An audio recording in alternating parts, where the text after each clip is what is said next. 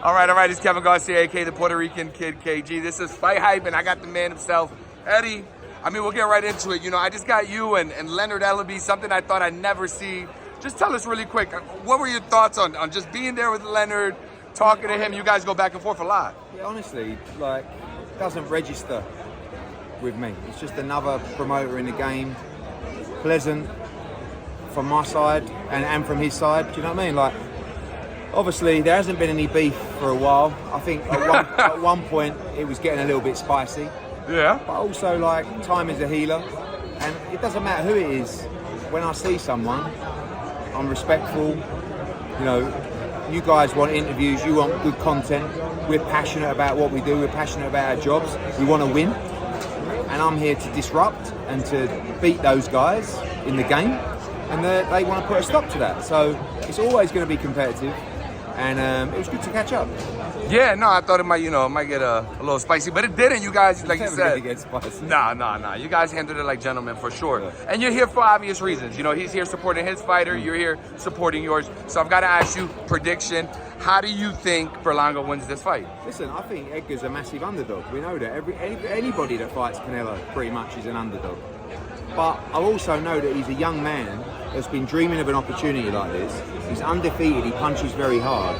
And I love the body language, I love the demeanour, I love the camp that he's had. He really is ready to try and shock the world on Saturday night. And, you know, you've got to try and win this fight. You can't just go in there like many do and try and survive 12 rounds and lose on points. You've got to take chances. Edgar will do that, and he will try and win. You know, we're here to roll the dice, and he's ready to do it on Saturday night. You know, obviously, like you said, underdog, right? Edgar winning this fight would be a huge upset. And obviously that's not the goal. The goal is not to come up short. But, you know, if Edgar, let's say, for instance, hurts Canelo or makes some sort of statement in there, he can only win from this either way, right? That's not what it's about. You know sure, what I mean? Like, sure. You know, but like you said, you want him to go for it. Yeah. Listen, if you go for it and you give the fans a great fight and you get knocked out but you do it trying to win the fight, people will respect you. But you don't want to lose. Well, however it comes, he's here to win, and he's not here to make up the numbers. You know, he's getting paid a fortune on Saturday night, but that's not why he's here. He's here because he's dreamt of this moment, these arrivals, yeah? Yeah. So you understand these kids coming through, this is something iconic in the sport. They've watched it over the years, now they're living it, and he's pumped for the opportunity.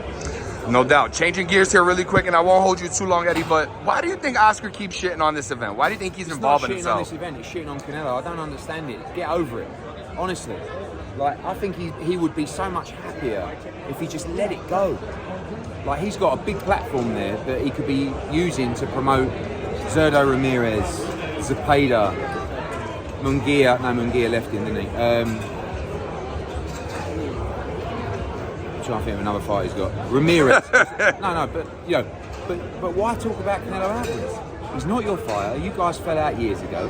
He's on DAZN, which is your platform as well. You're trying to shit on the product. That's weird. Like, yeah. It must run so deep. But I feel like he would be cleansed if he just let it go, you know, and it's just a bit weird.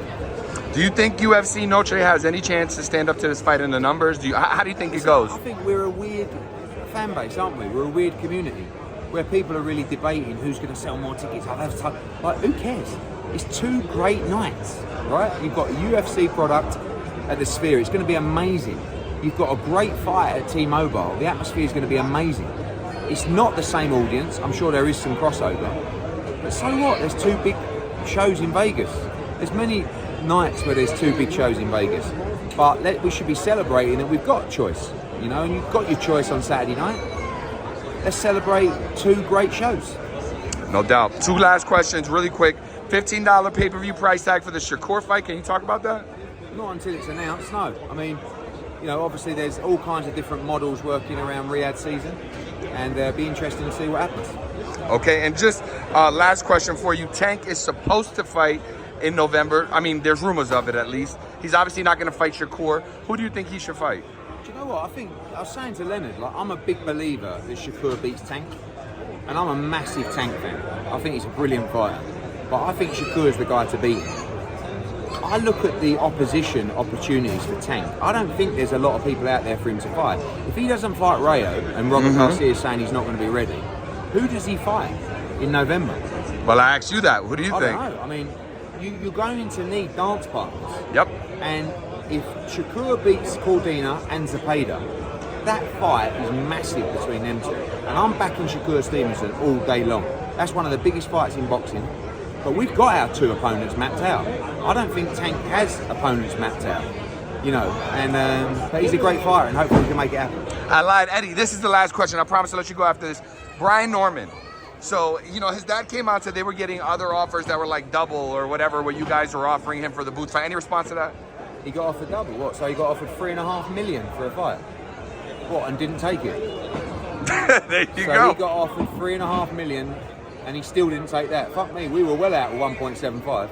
Listen, I'm not sure whether he should be in a gym or in the circus, but they dropped the ball big time, and it's going to cost them. They're fighting for about $200,000 on Keyshawn Davis's undercard. Enough said. There you go. Fight Hype. We out.